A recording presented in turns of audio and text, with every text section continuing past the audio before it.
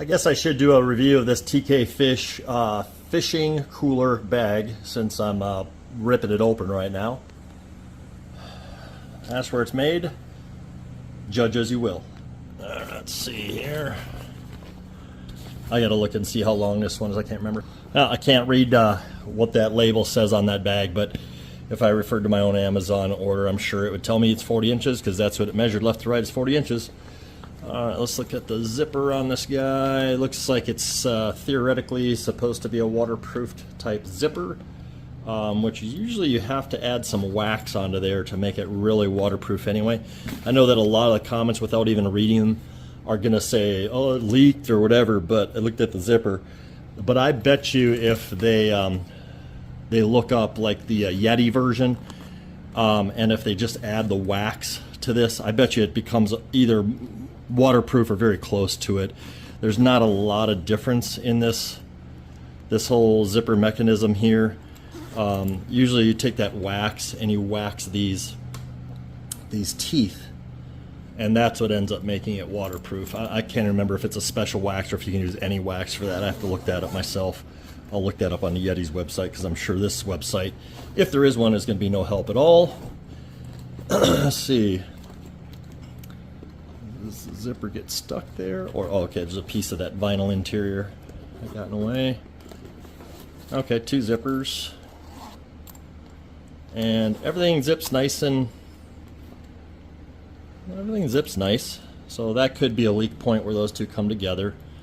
Hard to say. But my intention is to use this on my WaveRunner. This is a Yamaha SUV WaveRunner. We use these for offshore fishing and bay fishing down here in Texas. Let's see, the sewing quality looks good. I don't see any flags there. I mean, let's face it, it's a freaking fishing cooler. It isn't gonna be hauling, you know, thousands of pounds of weight. Let's see, got that little zipper pouch on the side, not zipper pouch, Velcro pouch. I'm not sure why I would use that, but we'll find out later. The biggest thing I wanted to review this for is I want to see if it'll actually fit inside of my dry wing storage compartment on the Yamaha SUV. That was the whole intention here, is to get away from using aluminum fishing racks on these skis and just go back to fish bags. So on these Yamaha WaveRunner SUV 1200s, they have these huge dry storage compartments.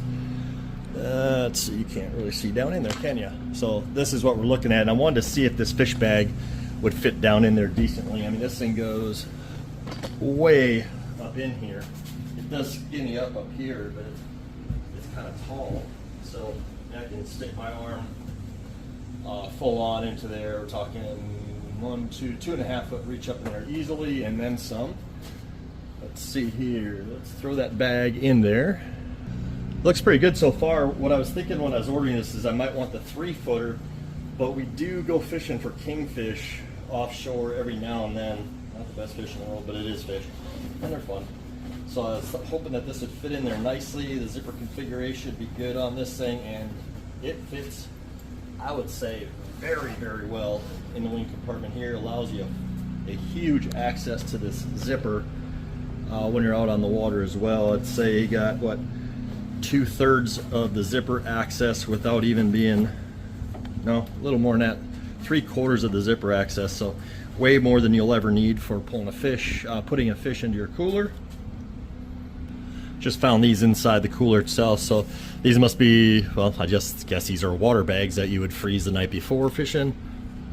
And then to test how easy it is to throw something in there, let's use this folding lawn chair from Costco. So this is 36 inches from the top down to the bulky bottom here.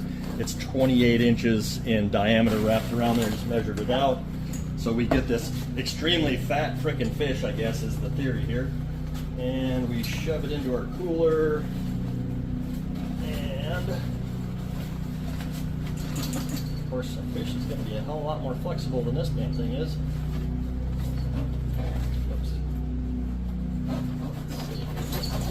Okay, I guess I should go tail end first, the skinny end first, right? Since it tapers down inside this SUV, let's put the tail of that big fish in there first. All right. I mean, if I came home with that, and I would say that would simulate a 3-foot tuna, yellowfin or something like that pretty damn well. For some of you Louisiana guys that have access to that type of fish, we don't really have that kind of access down here in Texas. You still got room for, I'd say, 30 pounds of ice in there easily. So this thing is going to work, I'd say, exceptionally well for the Yamaha WaveRunner SUV. Throw the zipper closed. That zipper is going to sit up right there. This is what I read the leak points are so far in this thing. I'm going to do a nice water test on here, of course, make sure it doesn't leak from the bottom very much. I don't want a lot of fish guts down inside my ski. And then we have very easy closure of this lid, and we have room to spare. That'll give you plenty of extra room, you know, because everybody wants to bring a football fishing, so you got to put your football down in there, right? But it still leaves just enough room so you can bring 1.3 gallons of vinegar along with you, because everybody wants that when they're fishing, and probably a Costco size thing of microfiber towels, and you're done. So not too bad for that 40-inch long fishing cooler if it works, if it holds up. Of course, you know, fin puncture is going to be an issue, so may want to consider a way that, you know, kill your fish and then maybe wrap one of those Costco towel type things over the fins as you put it in when it's dead, so it ain't flapping around on you and puncturing your bag. I guess that would be good preventive medicine.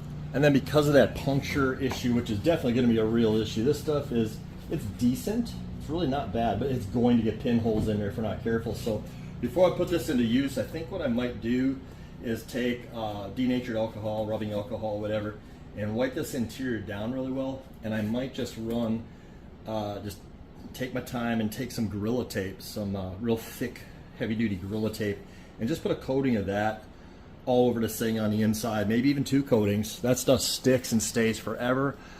I think as long as you do it right away and don't have any kind of debris in there, I think that'd be a good ounce of prevention for puncturing this bag, causing your fish slime and whatever else to leak into the interior foam, which would make this thing a freaking nasty nightmare, I imagine, like all fish bags, period.